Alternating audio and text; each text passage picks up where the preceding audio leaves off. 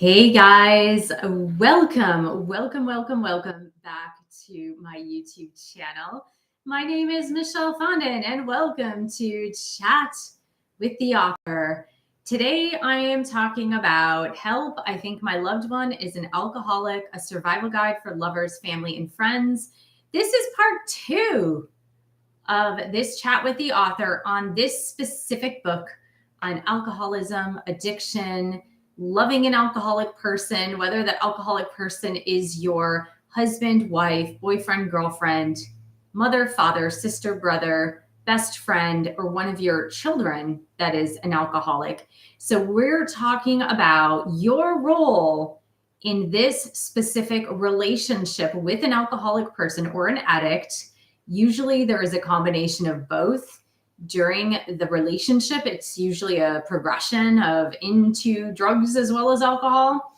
We're going to talk about that in this video. So if you are interested, please do stay tuned. And since this is a live stream, if you're coming onto this live, please do put something in the comment section. Say hello, say where you're watching this from. But we're going to dive deep into this topic. Now, whether you are watching this live or on replay, and you have questions about this, about the book, you have questions about the topic, things that I address during the time of this live stream, do put it in the comment section below and I will address it as I see it. So it's something I will respond to even after the live stream because I'm really passionate about the topics of my books, of course, the topics that I talk about in these books. So I'm using a new camera today. For those of you that have been, sorry, I'm just moving the computer a little bit. For those of you that have been watching my live streams from before when I was doing tarot readings live. So I'm testing out cameras. I tested out a camera before and it didn't quite work for me. I'm testing out this new camera. It actually, I don't want to look down because obviously I'm looking into the camera. But if I look at the screen, it actually looks bright and nice. It looks better than what I was using before. So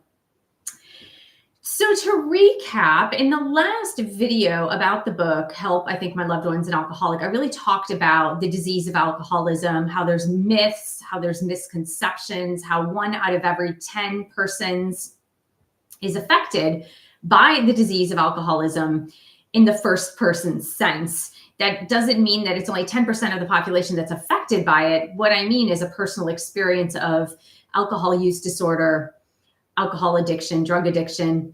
Now, since the alcoholic does tend to touch so many lives that it's closer to 40 or 50% of people in the US or worldwide who are affected by the disease of alcoholism by somebody else. It could be themselves or it could be somebody else or it could be a combination of the two things. So that's really why I wanted to talk about what your role is in this disease of alcoholism when it comes to your family member or friend, when it comes to your lover. And this role is not to be ignored because oftentimes when we're in a relationship of any type with an alcoholic person, the tendency is to blame the other person. The tendency is to focus on the other person because the behavior of the alcoholic person in your life tends to be so out of whack. The behavior tends to be so crazy that we, as those who love persons in our lives who are alcoholics or addicts, we tend to focus all of our attention on that person. And because they draw attention to them, right? So it's really easy to focus all of the attention on the alcoholic person and go, they're doing this, they're doing that. Oh, there they go with that behavior again. There they go with that. And we have so much focus on that person that we fail to realize that we do play a part in the dynamics of that relationship because a relationship takes two people. So when you come to the realization that, hey, you know what, I have a part in this relationship with this alcoholic person because it's a physical disease, it's a mental disease, it's a spiritual disease, it's an emotional disease, it's a personality disorder in the sense of there are certain personality traits that are perpetuated by the disease of alcoholism. But it's also a relationship disease. It's a relationship disease. It takes around 8 people on average to keep an alcoholic drinking. They really count on these people around them to do things like buy groceries, pay bills, get them alcohol, drive them places, take them to the next party, take them to the liquor store. There are so many things that they count on for the people that are in their environment that it is very much a relationship disease as well. And most people just fail to realize that. They think like, oh no, this is the person, they're causing this chaos, they're causing all of this. And in reality, it's something in you that is keeping this going as well. So let me say something to you right now. And I see the camera flickering, and I'm not really sure why it's flickering, but we'll keep going with this. And if you're here, do say hello in the chat box. I would love to say hello to you. So you are a good person. I don't want you to think for one single minute, if you are in any type of relationship with an alcoholic, that you're a bad person. You are a good person. And that is why you have a tendency to remain in the enmeshment of this relationship dynamic. It's because you're a good person. It's because you care. It's because you want to take care of others that you remain in this type of relationship. Again, it could be that this was your mother and you grew up taking care of your mother and the roles were reversed. And now it's something as an adult that you still continue to do, even though your mother is still drinking. Or your father, right?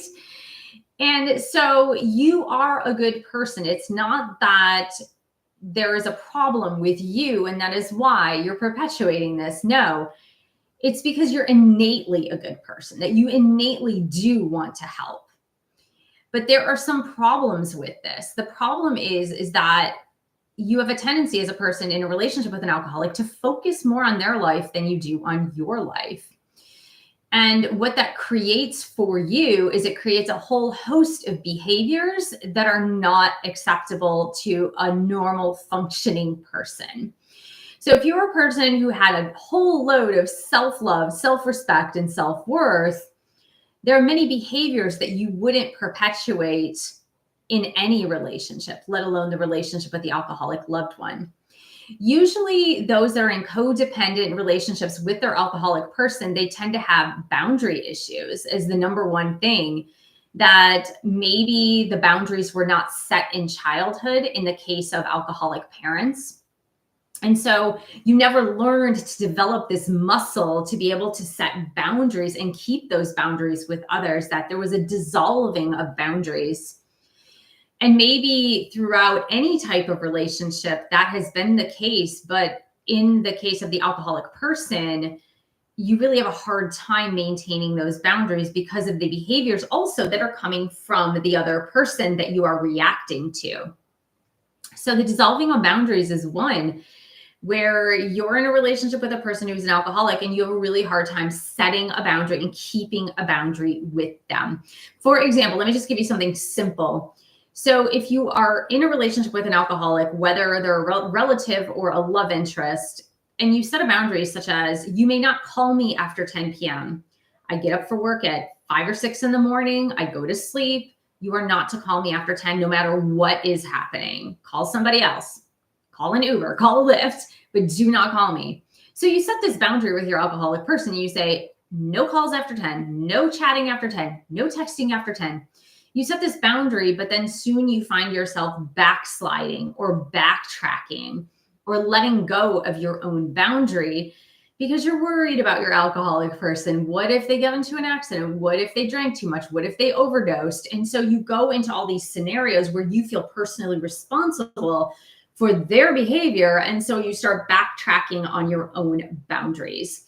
So that's one way in which a person who is involved with an alcoholic person in relationship has a hard time setting those boundaries, maintaining those boundaries, and keeping those boundaries. So in this book, I have made a list of certain behaviors that, and we're just going to go step by step through these behaviors that you can look out for in yourself in a relationship with an alcoholic person. So you can do a self-check, because that's really important to be able to do a self-check and go, am I contributing to the disease of alcoholism with this person by enabling them in these following ways? And I think if you have some concrete evidence of what you may or may not be doing to perpetuate this relationship in a way that's unhealthy, then you can be cognizant of what not to do the next time this person comes around in your life, or the next time they get really drunk and they're being totally unreasonable, or they're showing up with that Dr. Jekyll and Mr. Hyde attitude towards you, or pointing the finger at you, because they're really good at deflecting once they start the drinking process. They're really good at deflecting and causing it like it's your fault, like making it look like it's your fault.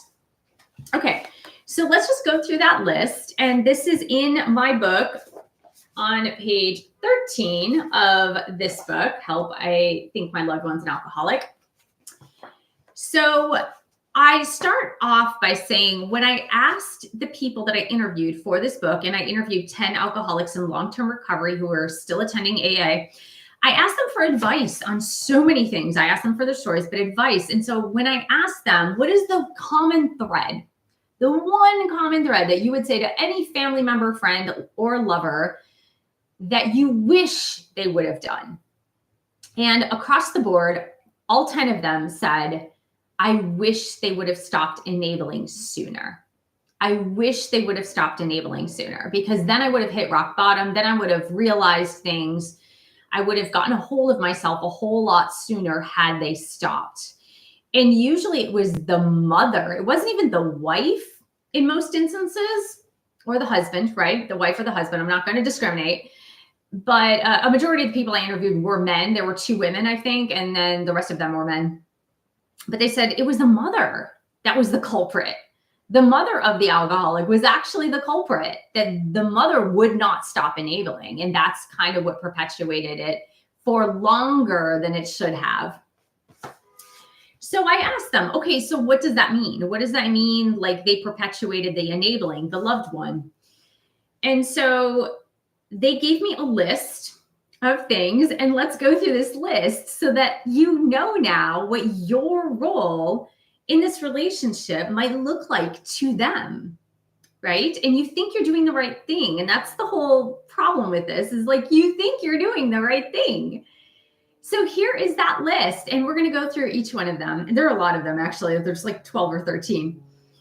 So the first one is stop covering up his or her behavior, or their behavior. And so one of the things that a person who loves an alcoholic, who's in a relationship with an alcoholic, they like to do is they're embarrassed. They're super embarrassed by the behavior. They're super embarrassed about what happened at the party. They're super embarrassed because if you're the more sober one and you're seeing everything unfold in front of you, you want to cover up the behavior because you're very embarrassed, or you think like, oh my God, these people are never going to invite us to their house ever again.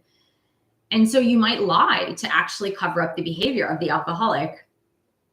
Number 2, do not give money to him or her ever, not even a dime. Do not give money to them. So again, this is one of the behaviors that the alcoholics in recovery told me that kept them going, were family members and friends that were bailing them out all the time. Now, they're really good at asking for money. They become very good at asking for money. But if you are a family member or friend or lover, it's your job to not perpetuate this on your end, right? If they get it from someone else, that's their problem. That's the other person's problem. But for you, if you help them pay for rent, if you buy them groceries, if you pay for their car payment, if you give them a car, whatever the case happens, if you bail them out of jail even, then you are helping to, in other words, basically what they were saying, and this is true, and they say this in AA, is that you are actually helping them die from the disease of alcoholism, because the longer they stay in the active form of the disease, the more damage it has on their body and brain. So number 3 is tell them they cannot stay at your home until they get help or get sober.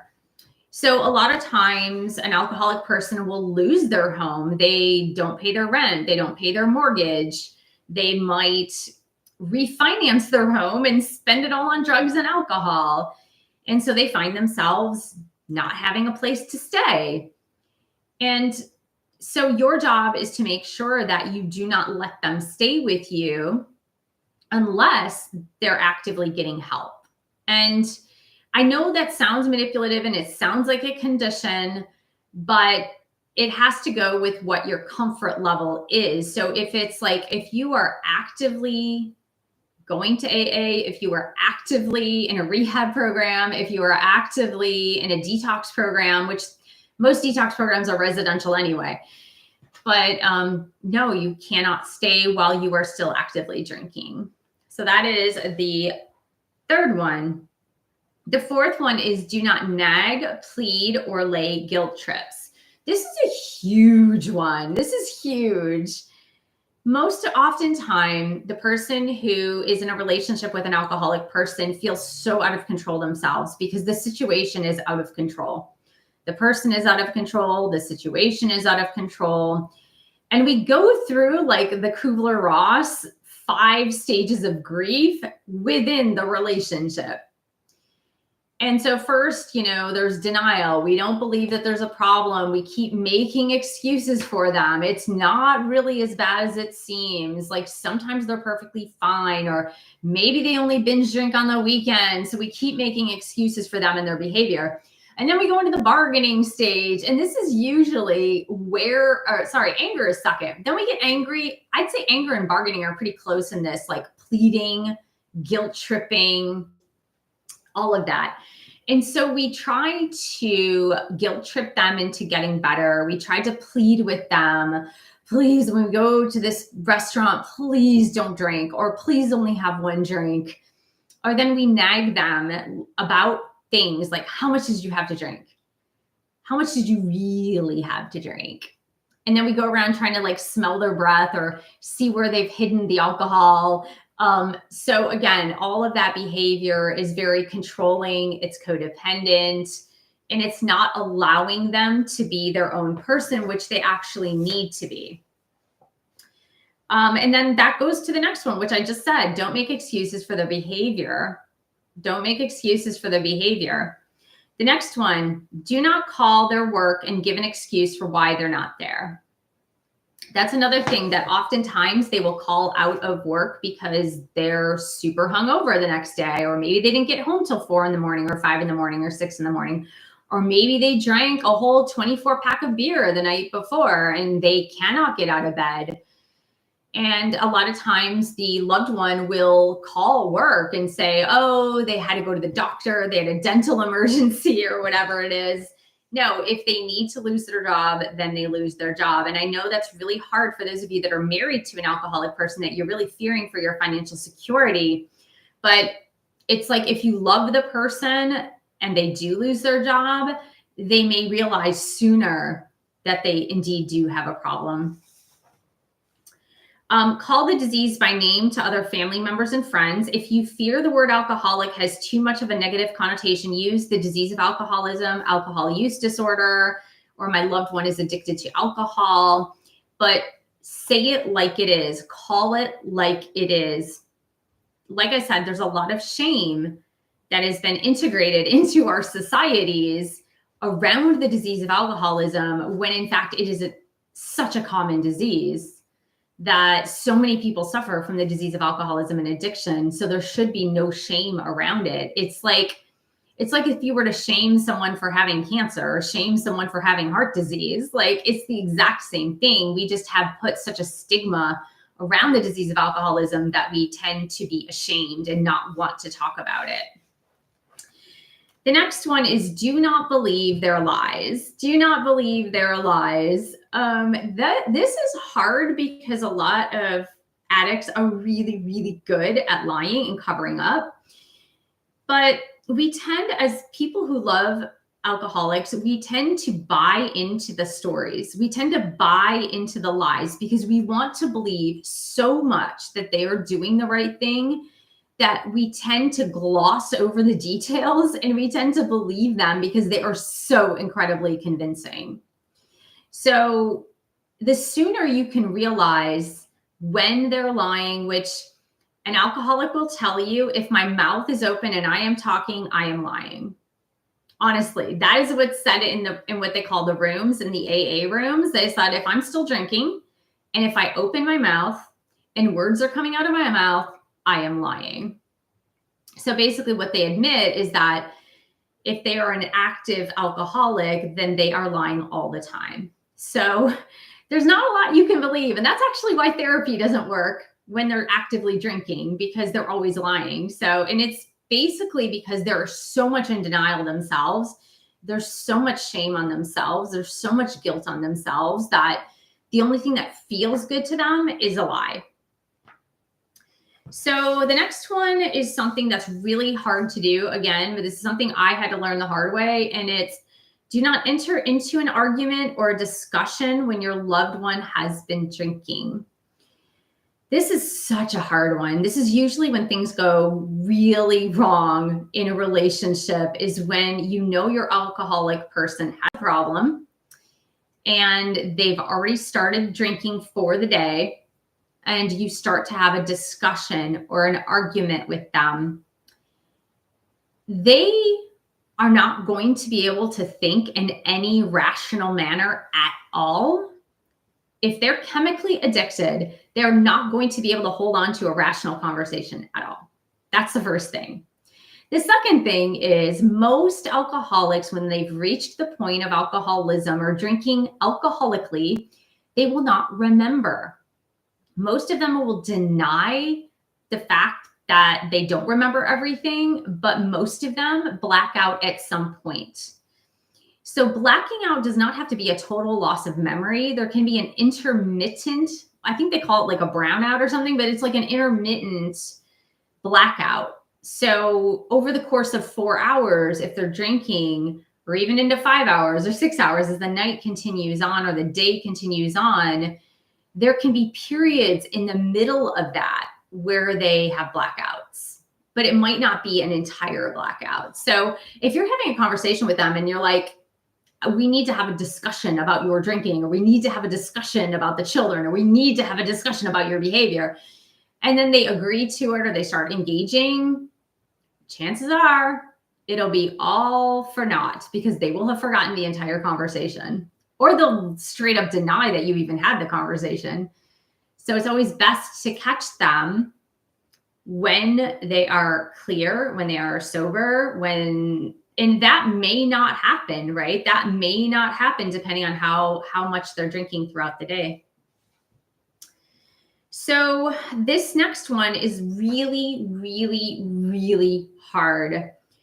But hands down, all of the alcoholics I interviewed agreed on this point.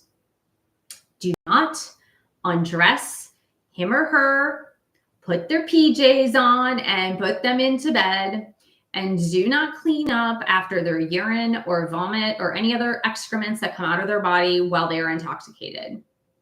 Let them sit in it. Let them wake up on the floor. Let them wake up in the car. They need to feel the consequences of what they did to see what they did. Because the thing is if you're blacking out, so if you're drinking alcoholically and you're blacking out, so you're not remembering anything, and you as a loving person who loves your alcoholic person is taking them out of their dirty clothes and putting the pajamas on and putting them into bed, and they wake up in the morning and you explain to them what you had to do or what you did do, they're not going to believe you anyway. They're going to say, yeah, that's just total BS because you didn't do anything. I put my own pajamas on and I'm in bed, as you can clearly see, right? So they really do need to wake up with the consequences of the actions that they took the day before, the night before. The next one, treat your alcoholic with respect. They are a human being who deserve your respect. It can be really easy. And I am ashamed to say that I behaved very poorly with my alcoholic loved one at certain points, because you get really fed up with the behavior. But even if they are stumbling on the ground drunk, you still need to treat them with respect. They're a human being. They deserve to have respect.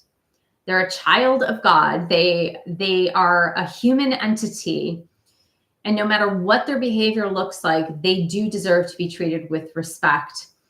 And so it's not about them and the actions that they're choosing to do. And it's not about them and their disease. This is more about you as a person. It's sort of like kicking a horse when they're down, that expression. So you don't want to be the person who's like kicking the horse when they're down, because that's not the kind of person you are as a loving person.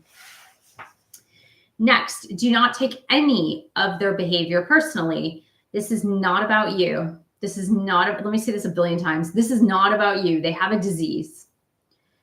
This is their own internal battle. This is their own internal battle. This is not about you. This is not about you. This is not about you. Do not take anything they say or do personally. Nothing, not a single solitary thing. This is a disease. Their brains are really altered by the chemicals. And any doctor will say that to you. Any psychiatrist will say that to you. Any mental health professional will say that to you. Their brains are really altered by the chemicals. So don't take any of their, if they tell you you're the worst person on the planet, don't take it personally. If they tell you you're butt ugly, do not take it personally. Like, there's just a lot of things that they will say to try to deflect the pain that they are feeling inside, but you cannot take it personally. Never. So, okay, one other thing about the book. So I used he and his a lot throughout as pronouns, but please replace it with the pronouns for you that are appropriate. If your alcoholic person is a she, then yeah. If they're a they, then yeah, change it in your mind. Doesn't matter, right? Never accept physical or emotional abuse. Walk away and get out. Walk away and get out. And that kind of goes along with do not engage. So a lot of times we're so incredibly frustrated as people who are in relationships with any type of alcoholic, and we get really angry and really frustrated and so upset that we tend to want to engage. So if they decide to engage and it's coming out as insults, emotional abuse, or physical abuse, you just want to get out and walk away. Like, take your kids, if the kids are involved, get yourself a hotel room, go stay at a friend's house, go stay at a relative's house, but never sit and take the abuse. Do set boundaries and keep them. If you say no, keep it a no. And we opened with that, actually. We actually opened with that. Never join in on the alcoholic party, even if they beg you. Your clear statement should be, the alcohol is killing you. I love you too much to let this substance kill you. Even if the statement is nonverbal, let your actions show it. Some people who are in relationships with alcoholics, in particular, that it is their boyfriend, girlfriend, or spouse, they've tried to see, if I join the party, in other words, if I drink or use with my alcoholic person, maybe I could get to them or have a better influence on them, or maybe I could get them on my side somehow. Believe me, when you're in this, you try to find every point at which you can help them or connect. And this actually backfires 100% of the time, 100% of the time, because since most of them are so much in denial about their own problem, is that if you start drinking or using, then they're going to say, well, look at you, you're out of control, you have a problem. And so they'll constantly deflect and use you as the person who is the sicker person or who has more of the problem. So, and if you have a problem yourself, it's really important that you seek help. Or if you find that, like, based on your own relationships or your family relationships, that you have increased in your alcohol consumption, it might be time to, if you're not already addicted, to find a therapist that will help you realize what behavioral patterns had led you to that. Okay. We've got two more, and then we're going to sign off. So the next one is, do not buy him alcohol, drugs, or any other substances. Use that as he, she, them, right? Do not buy them alcohol, drugs, or any other substances. This seems like a no-brainer, but I will tell you, I have lost count of how many times in the first couple of years of my relationship with my alcoholic loved one that I was so in love with him that he said to me, if you don't buy me this alcohol, I will leave you. Or if you don't take me to the liquor store, we're done. and I did it. Like, that's crazy to think about today. That's totally crazy. The last one, get help with a psychotherapist who specializes in addiction and or attend Al-Anon meetings. All right, here you go, guys. So what you do need to understand is that the personality flaws that are within you that allow the behavior to perpetuate in this energy dynamic, in the relationship dynamic, need to be corrected if you're to look out for which behaviors in me are perpetuating this energy dynamic between us. So it's really important to seek help yourself with a behavioral therapist and or attending Al-Anon meetings, which are Al-Anon family groups, is a 12-step group process for families and friends of alcoholics and addicts. It is a good program to start with. Sometimes you need individual therapy just to help you get over the hump, for example, but it can be a great place to start.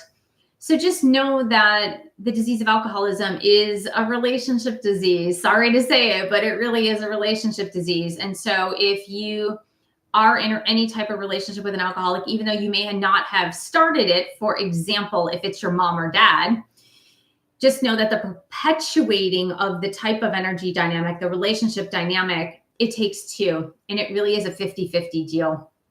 So once you get healthier, once you get more whole, once you have set boundaries, self-respect, self-worth, then your end of the spectrum gets a whole lot better, even if your loved one continues to drink and use.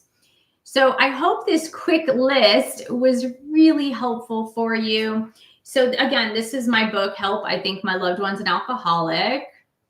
And you can find this on Amazon, Audible, Kindle, and paperback. Also, I do have a playlist. I put in the info box, the info section of this video. There is a playlist of many videos. I think there's like 54 videos on loving an alcoholic, having an alcoholic loved one in your life. There's also a 12-step list on my YouTube channel, so do check that out. And again, if you have any comments, please put them in the comment section. I'll make sure to have a look and answer them. Thank you so much for joining me. Thank you for subscribing to my channel below if you're not yet subscribed. I really love you guys. Thanks so much for being a part of my channel, and I'll see you in the next video. Bye.